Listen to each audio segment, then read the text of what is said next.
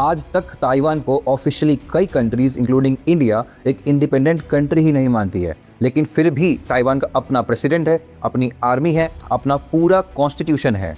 और अगर आप ताइवान की हिस्ट्री और वन चाइना पॉलिसी को नहीं समझते तो आप दुनिया की सबसे पावरफुल सेमीकंडक्टर इकोनॉमी को कभी समझ ही नहीं पाएंगे। देखो, चाइना की रिबल कम्युनिस्ट पार्टी से सिविल वॉर हारने के बाद चाइना की नेशनलिस्ट पार्टी, जो उस वक्त मेनलैंड चाइना की रूलिंग गवर्नमेंट थी, अपनी पूरी गवर्नमेंट और लाखों सोल्जर्स और सिटीजन के साथ ताइवान भाग कर आ जाती है।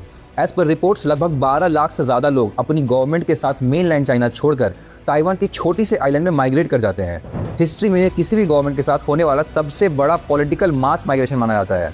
और फिर उसी छोटे से आइलैंड को वो रिपब्लिक ऑफ चाइना के नाम से चलाना शुरू कर देते हैं। उनका क्लेम होता है कि असली चाइना हम है और मेनलैंड चाइना पर बैठी कम्युनिस्ट गवर्नमेंट इलीगल है।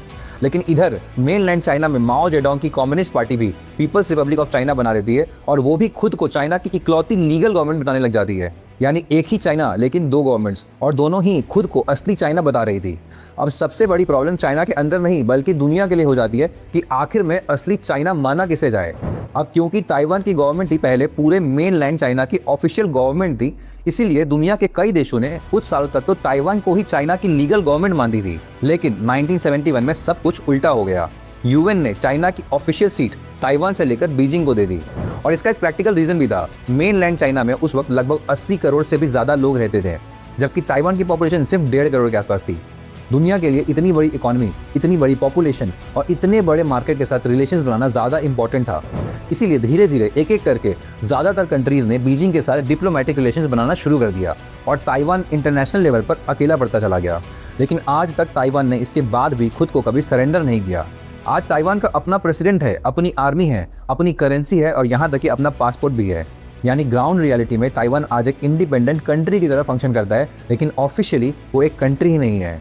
1960s के बाद ताइवान ने मैन्युफैक्चरिंग और इलेक्ट्रॉनिक्स पर फोकस किया और इसी डिसीजन से 1987 में TSMC बना, जो आज दुनिया की सबसे एडवांस्ड सेमीकंडक्टर कंपनी बन चुकी है। TSMC की वजह से चाइना के लिए ताइवान की इंपॉर्टेंस और भी बढ़ गई है। लेकिन ताइवान पर कंट्रोल पाना चाइना के लिए इतना आसान नहीं है। ताइवान की मिलिट्री पोर्क्यूपाइन स्ट्रैटेजी फॉलो करती है। इस स्ट्रैटेजी का सिर्फ एक ही गोल होता है, चाइना को इतनी देर तक रोकना कि तब तक अमेरिका और उसके एलाइज उन्हें बचाने आ सकें। आज पूरी दुनिया इस इशू को बहुत केयरफुली बैलेंस कर रही है और शायद इसीलिए ताइवान आज सिर्फ एक आइलैंड नहीं बल्कि दुनिया का सबसे डेंजरस जियोपॉलिटिकल फ्लैश पॉइंट बन चुका है। अब आपको क्या लगता है, क्या चाइना कभी ताइवान पर कंट्रोल कर पाएगा? अपने व्यूज़ कमेंट में बताओ और ऐसे ही अमेजिंग फैक्ट्स के लिए मुझे फॉलो करो और चैनल को सब्सक्राइब करो।